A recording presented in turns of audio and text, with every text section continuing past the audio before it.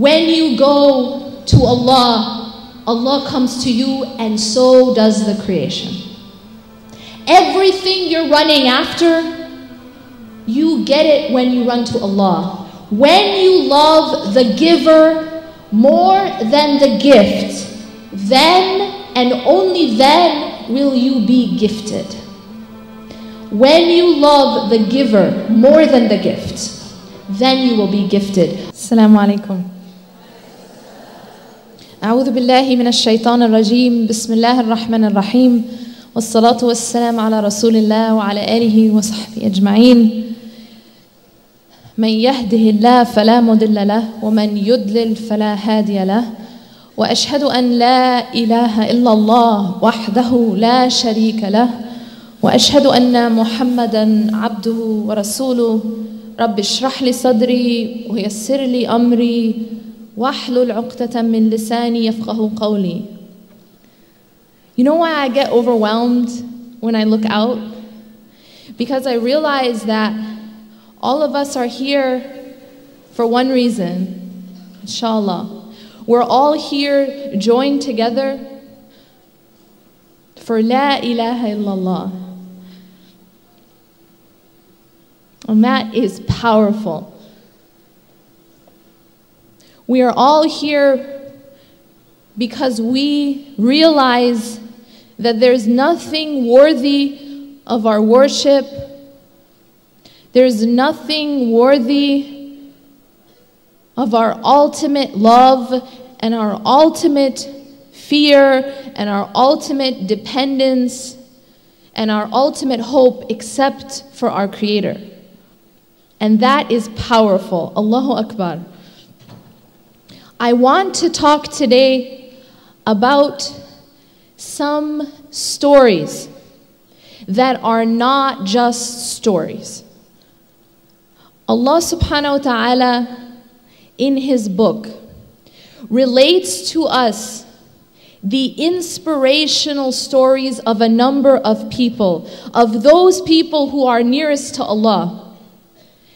And in those stories are lessons for all time. I want to go through and gain some of those lessons, inshallah, discuss some of those lessons from these inspirational stories. I want to begin at the beginning. And this is a story we all learned when we were young. It is the story of Adam and how we started. Adam alaihissalam and Hawa. We know that even before Adam came, before Allah made Adam, He told the angels that He was going to make a Khalifa on this earth. That He was going to create a vicegerent, a representative of Allah subhanahu wa ta'ala on this earth. And the angels, they had a natural question. This creation was going to have a choice. And with that choice, some people were going to make the wrong choice. And so the angels asked, why, not out of questioning Allah, but to understand, you're creating this creation that are going to spill blood and spread mischief. When we worship you and we celebrate your praises, that's all the angels do. And Allah responds to them and says, I know what you do not know. In the fact that you and I have a choice, it gives us the potential to be even better than the angels. The reason is that an angel does not have choice to worship Allah, but you and I do. And when we use that choice to worship Him, then we have the potential to be better than the angels. But we also have another potential. We also have the potential to be worse than the animals, to be lower than the animals. And the reason is that an animal lives to eat, drink, and reproduce. If a human being uses their life, uses their time on this earth to just eat, drink, and reproduce, then they become not just like the cattle, but even less, even more astray, because we have the ability to do something more. So when Allah subhanahu wa ta'ala created Adam, He told Adam and Hawa not to eat from a particular tree. And we know the story that Iblis deceived them, not as we know from other religions that it was Hawa, but that Iblis deceived them both. So they slipped and they ate from the tree. We also know that Allah made a commandment to Iblis. And He told Iblis, Shaitan, to bow to Adam. This was a bow of respect. But Iblis was too arrogant to bow to him. Iblis said, I am better than him. You created me from fire and you created him from clay. This is our first example of arrogance and where arrogance can take a person. It is a warning to us never to allow arrogance to take over. But there's something else here. When if I were to ask you, what did Iblis do wrong? Many people would say he disobeyed Allah. He was arrogant. Both are true. But my question to you is, didn't Adam alaihissalam also do something he wasn't supposed to? Didn't Adam alaihissalam also eat from a tree that he was told not to? But Adam alaihissalam went on to become a prophet. And Iblis went on to be forever taken out of Jannah. So what's the difference? And there's a very important difference. The difference wasn't that they made a mistake. Because as we know, it is in our human nature to slip. The difference is that when Adam slipped, his response was very different than Iblis. His response was رَبَّنَا ظَلَمْنَا أَنفُسَنَا وَإِن لَمْ تَغْفِرْ لَنَا وَتَرْحَمْنَا لَنَكُونَنَّ مِنَ الْخَاسِرِينَ. His response was, our Lord, we have wronged our own selves. Humility first. He took responsibility for his own mistake. And then he said, وَإِن لَمْ تَغْفِرْ لَنَا وَتَرْحَمْنَا لَنَكُونَنَّ مِنَ الْخَاسِرِينَ. And if you do not forgive us and have mercy on us, we will be among the losers. Humility, repentance, and the understanding of his need for Allah subhanahu wa ta'ala. And you know what happened? Allah forgave him. And Allah sent him to this earth as a messenger. Now look at Iblis. Iblis also did something or didn't do something he was told to do. But look at his response. His response was the complete opposite. His response was, because you, O Allah, have kicked me out. So first thing, is he taking responsibility? He's actually blaming Allah for his own mistake. You have kicked me out. Do we sometimes act like this? We don't take responsibility for our own shortcomings. We don't take responsibility when we make a mistake. We don't respond with humility, but we respond with arrogance. And we want to blame others. This is what Shaitan did. And then he vowed to try to take as many with him as possible to Jahannam, to hellfire, wa'a'udhu billah. Let me ask you this.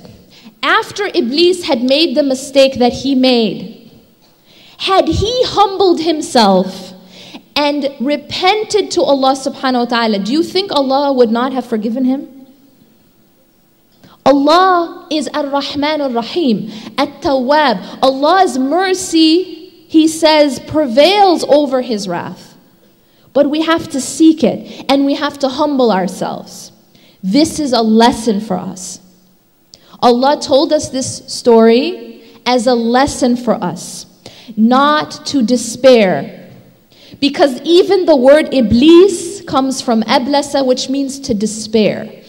Iblis's ultimate problem wasn't that he was imperfect in his worship per se, but it was that when he was imperfect in his worship, which, jinn and ins will be, he did not humble himself, and he despaired in the mercy and forgiveness of Allah subhanahu wa ta'ala. This is a warning and a lesson for us, to never despair in the mercy and forgiveness of Allah. We will be imperfect, but we have to keep coming back to Allah and seeking His forgiveness.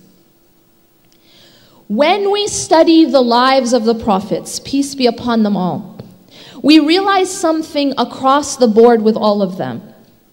And that is that they went through challenges. Their lives were not easy. Do we go through challenges? Do we have times in our life where it's not easy? Can we relate to that at some level, at our level? Not like their level, our level of tests and hardships. What inspiration can we get from their stories? Well, there are different ways to respond when you're hit with a hardship. There are different ways to respond when you're struck with a calamity.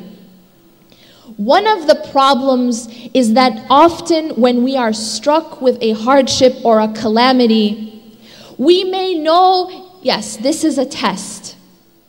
But when you're in school and your professor gives you a test, we have this concept in our mind of what a test is. A test in the human world is when the professor hands a test, and then the professor separates himself or herself from the one taking the test. The professor steps back and just watches how that student is going to perform. Is the student allowed to raise their hand and ask for help?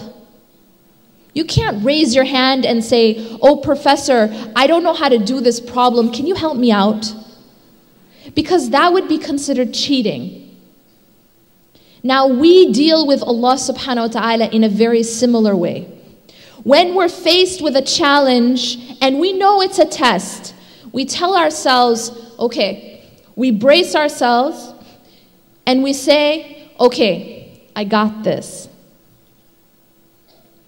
And sometimes what we do, and sometimes we react in different ways, but what we often do is we turn to the creation for help.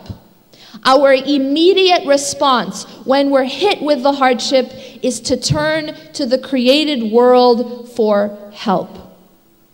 So for example, that person who's in the middle of the ocean when the storm hits, that person, the first reaction is, okay, let me look for the life jacket. Let me look for the lifeboat. When the life jacket is damaged and the lifeboat is gone, now let me call, SOS. Let me call someone for help. This is us when we're in a hardship and we turn to our money. We turn to our false senses of security. We turn to people. We turn to all of these things. And it's only when they all let us down and all the doors close, now that person looks upward, right? That's when we say, Ya Allah, I tried everything else. Instead of turning to Allah immediately, we turn to the created world. And sometimes people, when they're in the hardship, they turn and rely on their own selves. This is that toughening up that happens. you're in the hardship and you become tough. And you say, okay, I gotta be strong. I got this.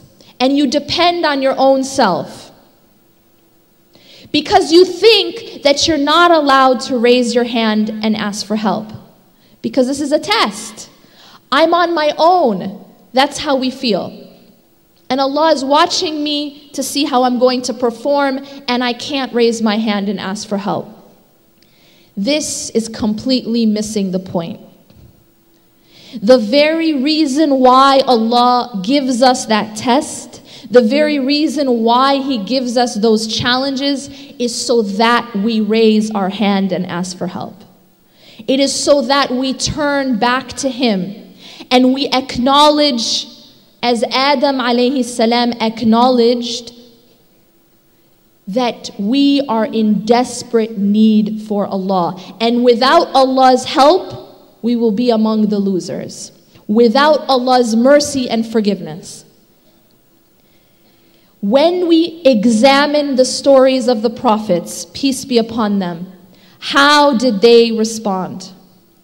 Yunus alaihissalam. Yunus alaihissalam was in such a situation. Now, have you ever felt trapped before? Maybe trapped by financial problems, trapped by relationship problems, trapped by problems at work, trapped by problems with your friends, health problems. Yunus alayhi was really trapped. He was, not only was he stuck in the middle of an ocean, he's not even on a boat. He's inside the belly of a giant fish or whale. He's inside of the dark ocean. So he is in a trap upon trap. What does he do? Does he say, okay, I got this? Does he say, okay, now I have to rely on my intellect to try to get me out of this? Or I have to call for help from, the lifeguards or the coast guards? Does he try to find like a sharp object to try to get him out of the belly of the whale? He doesn't. He says, La ilaha illa anta subhanaka inni kuntu min al-zalimin. He says such a powerful dua, such a powerful statement. And the Prophet ﷺ tells us that when we are in a similar situation, we should also say that dua. La ilaha illa ant. There is nothing worthy of worship but you. He is being redirected. He is acknowledging the tawheed of Allah. That his situation has nothing to do with anything else. His difficulty has nothing to do with anything else. His difficulty, his situation is to direct him to the oneness of Allah. La ilaha illa anta subhanak. Allah is high above everything else. All the other false sense of security, all the other false senses of security that we depend on and we turn to. Inni kuntu min al-zalimin. Indeed, I was among the wrongdoers. Again, humility. Acknowledging his own desperate need for Allah. That is the response in hardship. That is how we respond. And it is because of that dua. And Allah tells us something very interesting in the Quran. He says that had he not done that, had he not had this response, he would have stayed in there until the end of time. And Allah doesn't ever tell us anything without a purpose. What can we learn from that? We will not get out of our situation. Our external situation will not change until we change what's inside ourselves. Until we realize that it's about Allah, that it's about turning back to Allah, that it's about acknowledging La ilaha illa ant in your life. And because he did that, Allah saved him from his situation. Allah freed him. When we look at the example of Musa alaihissalam, even while before Musa grew up and became a prophet, we see the story of Musa from childhood. And in this is a very powerful lesson. Allah tells us that during this time, Musa alaihissalam lived at a time when the tyrant Fir'aun was killing babies. And Musa's mother was afraid for him. So what happens? Again, if you're afraid for your son being killed, what are you going to do? You're going to try everything to try to protect him, right? Hide, cover him. But Allah tells her to do something else, which would seem counterintuitive, right? He tells her, he inspires her to actually let him go.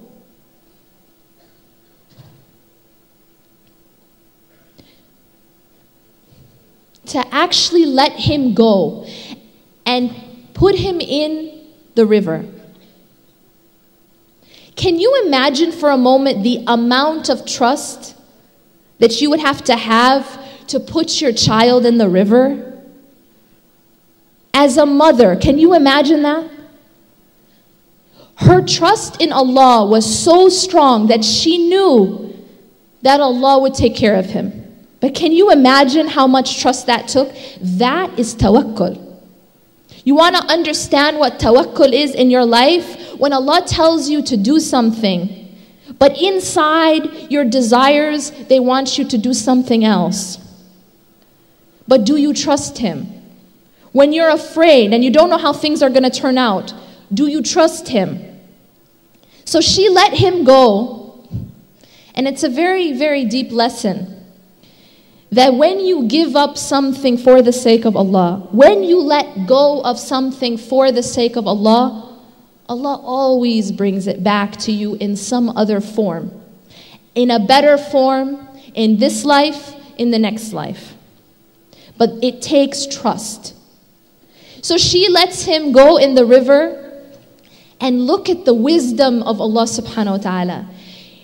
Allah, just to show us His power, to protect us, to protect His creation, He was raised in the very house of the tyrant, in the mouth of the lion, in the house of Fir'aun, and Allah protected him. See, we think that, we go to all these lengths to protect ourselves and our families. If Allah is protecting you, even in the house of the tyrant, of the murderer, you will be protected. If Allah is your protection. Allah protected him there. But something amazing happens as well. Allah doesn't leave that woman. Allah doesn't leave that woman who put her trust in Allah. Allah returns Musa alayhi salam to his mother. That's a lesson. Allah tells us there's a lesson. And it's so beautiful because Allah says that the reason He returned Musa to his mother alayhi salam, لِكَيْ لَا تَأْسَوْا. Allah tells us that the reason He returned Musa to his mother, لِكَيْ لَا تَحْزَنْ عفوا لِكَيْ لَا تَحْزَنْ, so that she wouldn't be sad. Can you imagine that Allah cares that much about the sadness of one woman? Like, we sometimes feel like no one really cares about how we feel. When you feel sad and you feel like no one cares, Allah cared that much about the sadness of one woman. He speaks about in the Quran. He makes history happen because of the sadness of one woman. لِكَيْ لَا تَحْزَنْ. So,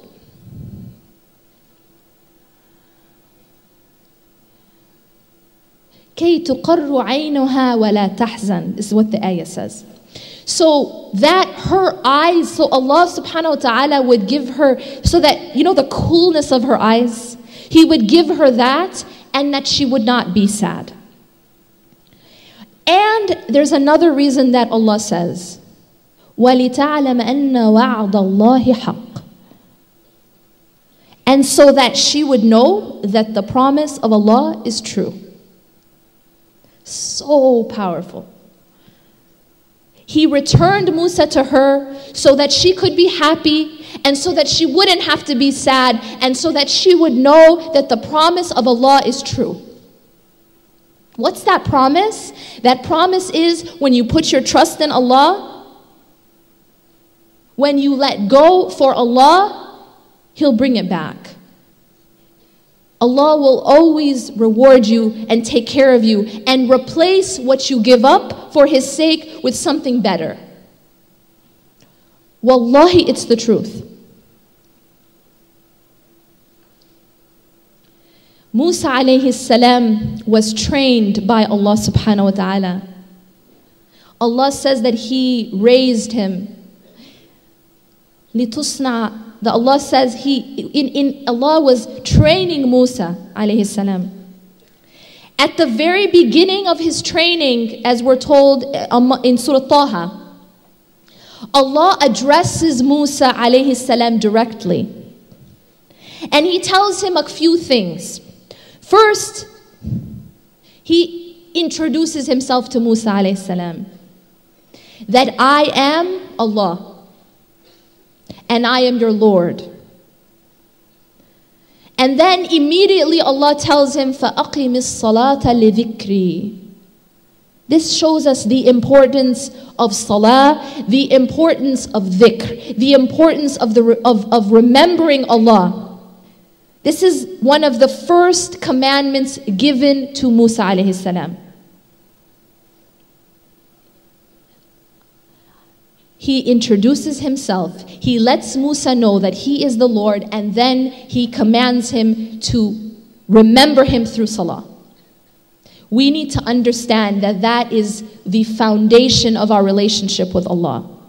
And you can't be successful in whatever it is that you are assigned to do on this earth without that. What was Musa alayhi salam's assignment? His assignment was to go to Pharaoh. But before he could go to Pharaoh, before he was told to go to Pharaoh, he was told to remember Allah and to establish prayer for his remembrance. That's how important it is. And then Allah further trains Musa alayhi salam. He asks him, مَا تِلْكَ بِيَمِينِكَ يَا Musa? What is in your right hand, O Musa? And Musa alayhi salam replies, هي عصاي أتوكأ عليها. It is my staff and I lean on it. So powerful. Commentators say that he was leaning on the means. He was leaning on the means like we do. Depending on the means. The creation. The staff is just a creation. So what does Allah tell him to do? Throw it. Throw it. And when he threw it, he saw that it became a snake. What can we learn from that? The creation can either be a staff that supports you or a snake that bites you. And it is in Allah's hands which one they are. Don't ever lean completely on the creation, because the same staff that supported you can turn around and be a snake that bites you. This is the nature of the creation. The creation is not Allah. It doesn't always have your back. It isn't always going to hold you up. It isn't always going to be the same. It's always changing and it flips. Allah is teaching him. But then he tells him to take it back. This time, you know, this taking back, There is a difference between having the creation in our hand or having the creation in our heart. Are we ultimately dependent on the creation? Now Musa alaihissalam takes it back and it becomes a staff again. But this time when he takes it back, and he says, I'll put it in its original form. All of this is in the hands of Allah. The people who help you today and then hurt you tomorrow, they can help you again the next day. This is all in Allah's control. They love you today, they hate you tomorrow, they love you again the next day. It isn't something that you can depend on. You have to depend on Allah because Allah has that in His control. And then Allah goes on to train him, and He tells him to put his hand away under his arm. What do you do with your hand? He tells him to take off his shoes before that. What do you do with your shoes? Commentators say that all of these things, his hand, his staff, his shoes, are all part of the means, part of the things that we use, the tools of this life that we use, of the created world. We can use them, but we should never depend on them. We should never lean on them. Because ultimately the control is in Allah's hands. After this training, Allah then sends him off to go to Fir'aun and reminds him again about his dhikr. وَلَا تَلِيَ فِي ذِكْرِي. Do not even bend a little bit. Do not become loose in your dhikr.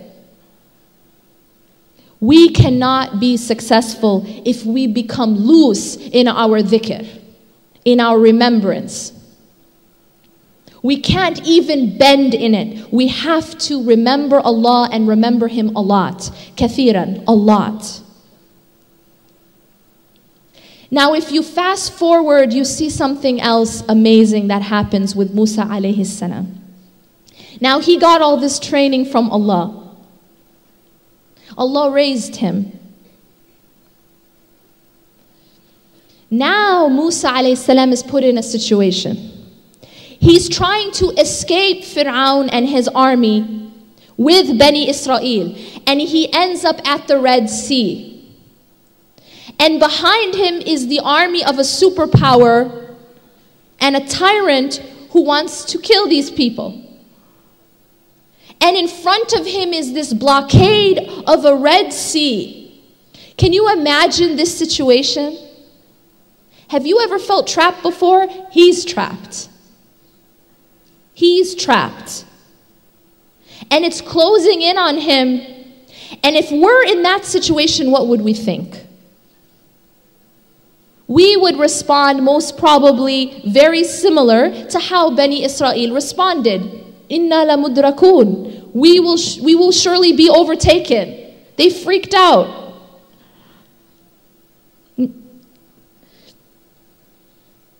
But Musa alayhi salam, his trust was in Allah. His trust was no longer in the means, right? His trust was in Allah. Even though he couldn't see, a pathway out of this situation, he couldn't imagine a pathway out of this situation. He says, Kalla, qala kalla, inna ma'ya rabbi sayahdeen. He says, by no means. My Lord is with me and He will guide me through. Do we have that response when we're in that situation? Do we have that response when things look impossible and we're stuck and we're trapped and we see no way out? Do we really have that response of Inna ma'ya rabbi sayahdeen? My Lord will never leave me. Kalla. Inna ma'ya rabbi sayahdeen. My Lord is with me and He will get me through this. We need to have that response. Because if you have that response, guess what happens? Allah opens Red Seas for you. Allah told him, take your staff, again the means, in his hand now, not in his heart. And He tells him to strike the sea. and that sea splits in half. Allah made a way out for them from places they never imagined. That's what happens when you have that kind of response in that kind of situation. When you know firmly that Allah will never leave you and that He will make a way out for you. Because all of this is His creation. The sea, the staff, the Fir'aun, the army, it's all in His control. How can you fear these things when He's the one in control of them? The money that you're afraid of losing, all of it is His. You think He can't bend it for you? You think He can't make a way out of His own creation for you? Our problem is we see the Red Sea, but we don't see Allah. We see the army, but we don't see Allah. We see the staff, but we don't see Allah. And so we fear these things. And we lose hope. And we don't see Allah in them. Allah, the Prophet Musa alaihissalam, he saw only Allah. He didn't see the Red Sea. He didn't see the Pharaoh. He saw only the help of Allah. And so he didn't waver. He knew he would be taken care of. And Allah made a way out for him. وَمَنْ يَتَّقِ اللَّهَ يَجْعَلْ لَهُ مَخْرَجًا وَيَرْزُقُهُ مِنْ حَيْثُ لَا يَحْتَسِبُ. Whoever has God consciousness, Allah will make a way out for them. وَمَنْ يَتَّقِ اللَّهَ يَجْعَلْ لَهُ مَخْرَجًا. You know when you feel trapped, Allah will make a way out for you. وَيَرْزُقُهُ مِنْ حَيْثُ لَا يَحْتَسِبُ. And He will provide for you from places that you never imagined. An opening in the middle of a sea? Like, could anyone imagine that? Don't think that this is just a story. We need to start to understand that these are not just stories. Allah goes on to say, after telling us this story, إِنَّ فِي ذَلِكَ لَآيَةً. Indeed, in this is a sign. But most people, and Allah goes on to say, but most people don't get it. Most people don't get it. These are signs. Ibrahim alaihissalam. Ibrahim alaihissalam also was trained. His training was a training again of Tawheed. Look at the beautiful training of Ibrahim alayhi salam. He looks at the star, he looks at the sun, he looks at these things of the creation, and each time he sees something impressive, and you know, commentators say this was not literally, he wasn't literally thinking it was his Lord, but this is a lesson for us. Something impressive, oh, this is my Lord, but then it sets. What is this teaching us? No matter how impressive the creation is, it will always set. It will never be perfect. If we put our complete trust in it, it will let us down. Because that's not the nature of the creation, to be depended on as we only depend on Allah.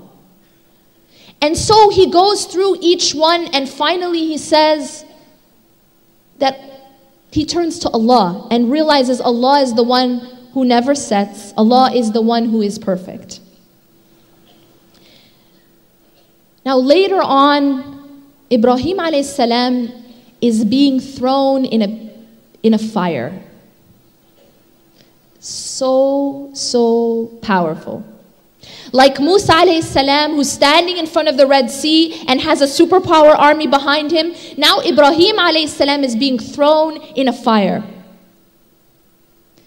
And commentators say that as he was being thrown in the fire, actually, you know, mid-air, he's being thrown in the fire. Mid-air, Angel Jibreel comes to him alayhi salam and says, "Do you need something? Can I help you?"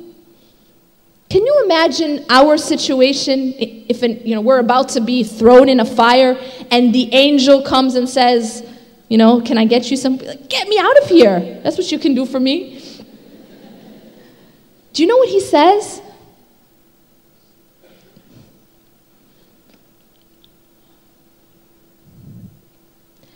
أما إليك فلا. From you, no.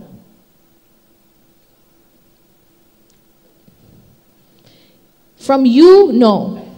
That was the degree of his tawheed. He's not even asking for help from Angel Jibreel. He says, no, from you, no. His tawheed was such a high level that he knew Allah would get him out of it. Allah's got me. I don't even need help from Angel Jibreel. أَمَّا إِلَيْكَ فَلَا. Do we have that type of response when we're in trouble? Because if you do have anything close to that type of response, knowing that Allah will take care of you, knowing that Allah has got you, that He has your back, you know what happens? Allah cools the fire. Allah commanded the angels to say to the fire, Kuni bardan wa salama ala Ibrahim. Be cool and safe, place of security for Ibrahim. Who controls these things? Who controls the fire? Who controls these things that we're afraid of? The things that we fear, the things that we love as we should only love Allah. Who controls them? So the fire was made cool on Ibrahim alaihissalam.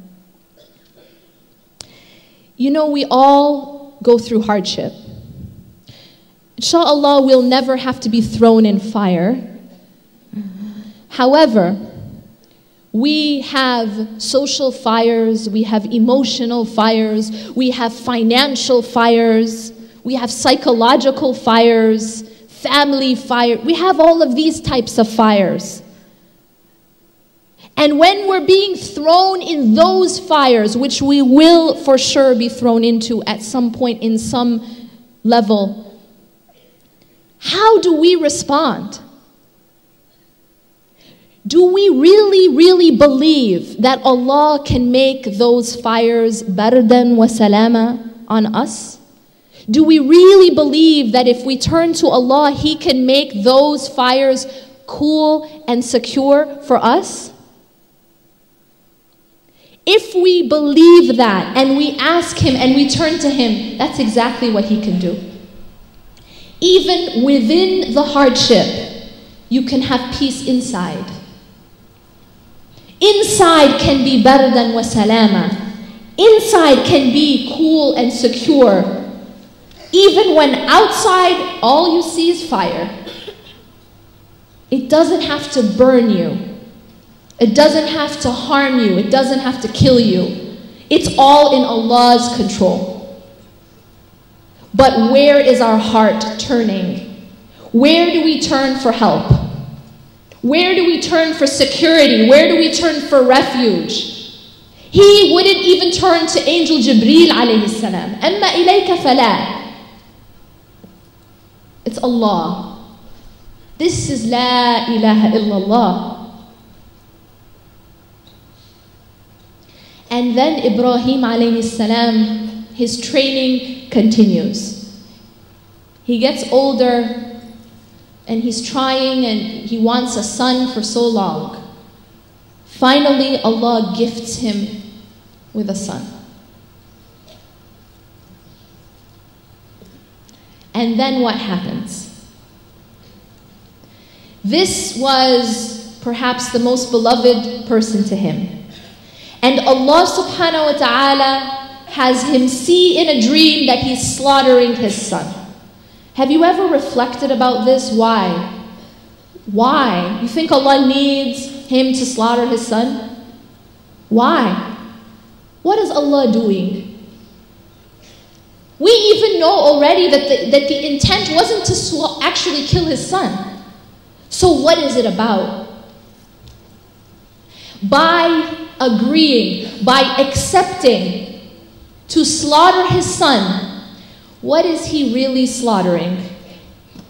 He is slaughtering any potential attachment, any potential competitor with his love for Allah. He's essentially saying, "Ya Allah, I love you more." Do we say that to Allah when we are tested and when we are asked to sacrifice something that we love? Do we say that? "Ya Allah, I love you more"? Are we willing to do that? And when he did that, Allah saved his son. But Allah had done something in him. See, something had happened in him. He is being freed of any other possible competitor. So that pure La ilaha illallah, he is the father of that. He is the epitome of that. Tawheed. We also have times in our life where something we really love is taken away from us. Does it happen? Does it happen? Think of the example of a child. A child who falls in love with a toy.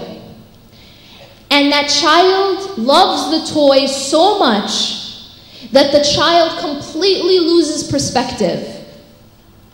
The child, all this child wants to do is play with that toy. He does not want to eat. He does not want to go to school. He does not want to sleep. Just the toy, just the toy. That's all he sees.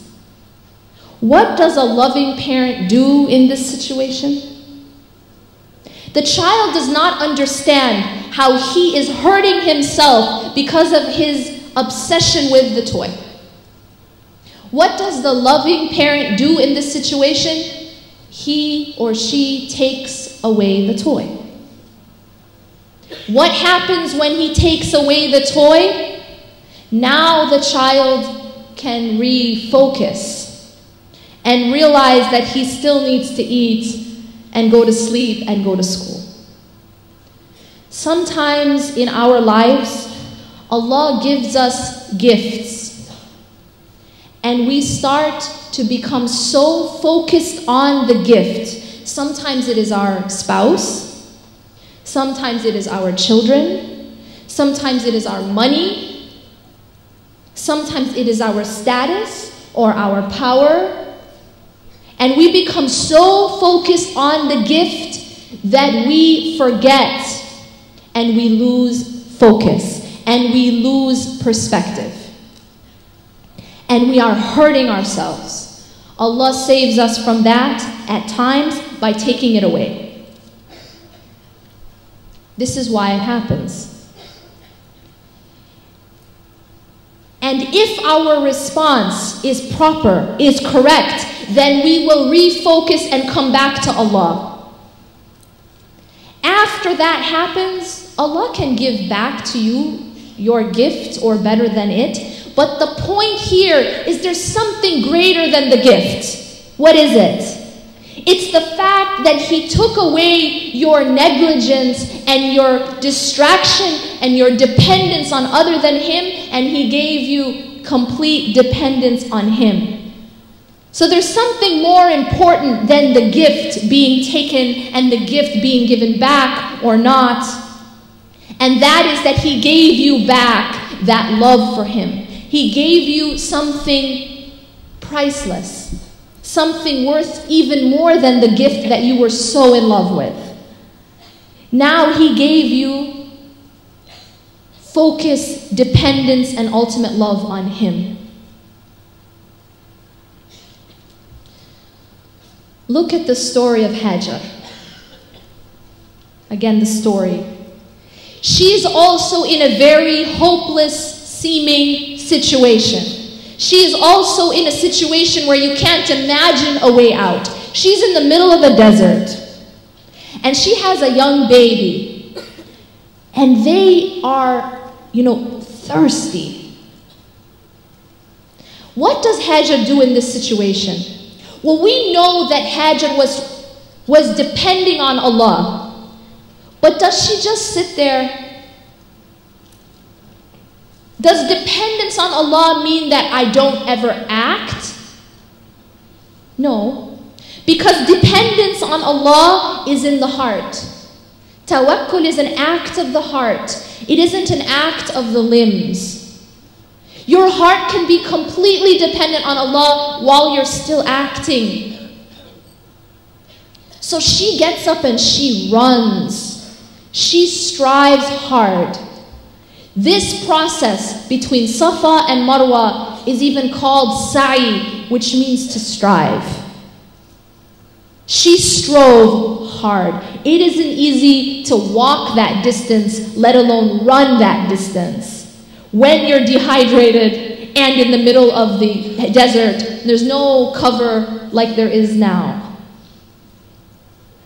Now look at something else that happens. She starts out at Safa, looks for water and doesn't find any. Then she runs to Marwa, so she doesn't give up because she didn't find water at Safa. She goes to Marwa and then she looks again and doesn't find water. Now think about this for a moment. Have you ever tried something before and it didn't work out? Now she is going to go back and try the same thing again. She doesn't give up. Even though she already checked Safa, right? She's already tried that. She doesn't give up. So it's a lesson in hope. It's a lesson in not giving up. She runs back to Safa and looks again. And she doesn't find water. But does she stop there? Does she give up there? No. She goes again to Marwa, which she already checked. At this point, she has checked Safa twice, checked Marwa twice. She still doesn't give up. This is how we need to respond. When we have tried something again and again, this is sabr. This is perseverance. This is constancy. You keep trying and you don't give up hope. Because eventually Allah will open for you. And after 7 times, Allah sends a miracle. And the water comes from the desert. Now let me ask you a question about effort, about cause and effect. You know, sometimes we think that it's because of my efforts that something happens. Right? It's because of my righteousness that I am, a good Muslim. It's because of me. It's like Qarun, who said, I have all of this money because of a knowledge in me. We think it's our own hard work and our own efforts that give us what we have. And we don't realize that it's a gift from Allah. When you run 7 times between 2 hills, does water come from the sand? Is that a cause and effect? When you take a stick, no matter how big the stick is, and you strike a sea with it, does it split? No, it doesn't. But you still act. Musa alaihissalam still had to take an action as part of his ibadah because Allah told him to. Not because he's going to make the sea split by his action. Allah makes the sea split. Allah makes water come from the sand. But we still have to act. He still had to strike the sea and she still had to run. So in our lives, yes, we act and we try hard and we don't give up and we keep striving, but we realize where the result comes from. The result does not come from me. The result does not come from my efforts, my actions, my deeds. The result comes from Allah. Even Jannah. The Prophet ﷺ said, no one will enter Jannah just by his deeds. And they said, even you, O Rasulullah, if there was anyone to enter Jannah by his deeds, it would be the Prophet ﷺ. He said, even me, if it were not for the mercy of Allah. Everything comes from Him. It is not my efforts that make anything happen. However, I still have to exert effort. And I still have to act. And I still have to do those deeds. Because they are part of my worship. And I was put in existence for only one reason. وَمَا خَلَقْتُ الْجِنَّ وَالْإِنسِ إِلَّا لِيَعْبُدُونَ. Allah tells us that the only reason that jinn and human beings were created was to fulfill ubudiyyah, to be a abd to Allah, to be a slave to Allah. But please realize that when you enslave yourself to Allah, you're not like a human slave. You're not like a slave to a human being. When you enslave yourself to Allah, you are actually freeing yourself. And so the most accurate translation of abd, of Allah, is the free person. Like the companion said, I have come to free you from the servitude to the slave and bring you to the servitude of the Lord of the slave. So Allah has created us to free us through that ubudiyyah. It is part of my ubudiyyah to act. It is part of my ubudiyyah to act. But while I am acting, my heart is facing Allah. Everything comes from Allah, including all the things we run after. What do we run after in this life? We run after love, we run after money, we run after status and dignity and respect. All of these things come from Allah. Allah is Al-Wadud, the source of love. Allah is Ar-Razaq, the source of provision. The more you run after this life, the more it runs away from you. And anyone who's tried it for long enough will nod their head. Yeah, the more you run after the creation, the more it runs away from you.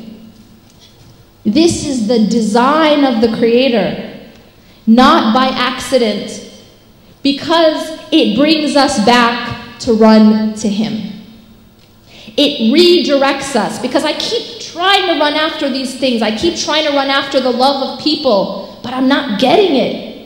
The more I run after the love of people and the praise of people, the less I get of it. You run after people and they're just like, leave me alone. They run away from you. The more you need them, learn this very, very well. The more you are dependent and the more you need of the creation, the more it lets you down, the more it runs away from you. But the more you need Allah, the more He comes towards you. This is the design. The more needy I am of the creation, the more the creation pushes me away. The more needy I am of Allah, the more Allah comes to me. This is the design of the Creator. You know how you have those friends that you would maybe classify as needy? No one likes that, right? It's like one of those people you just want to avoid, am I right? Right? It's not something we are wired to be attracted to. We are repelled from that. Someone is too dependent. Someone is too needy, because we're supposed to be doing that for Allah, not for the creation. Love. We think that the more we run after the love of the people, the more we get it. But actually, that's completely wrong. Love comes from Allah. And I will end, inshallah, with this beautiful hadith about where love comes from. Because I think at the end of the day, that's what we all want. That's in some way or another. We want approval, we want respect, we want love, we want acceptance. Everybody wants that. Allah tells us that when He loves a servant, He calls out to Jibreel alaihissalam, and He says, "Oh Jibreel, I love so and so, so love him or her." And then Jibreel alaihissalam calls out to those in the heavens, "Allah loves so and so, so love them, love him or her." And so they love them. And then acceptance is put for that person on this earth. You see how the formula works? You don't get the love of the people by running after the love of the people. You don't get anything from the people, from the creation, by running after the creation. You get from the creation by running to Allah. So when you run after the love of Allah, and you don't have to run after it because it's already there. When you go to Allah, Allah comes to you, and so does the creation. Everything you're running after, you get it when you run to Allah. When you love the giver more than the gift, then and only then will you be gifted. When you love the giver more than the gift, then you will be gifted. أقول قولي هذا واستغفر الله لي ولكم إنه غفور رحيم. سبحانك الله بحمدك نشهد أن لا إله إلا أنت نستغفرك ونتوب إليك. والسلام عليكم ورحمة الله وبركاته.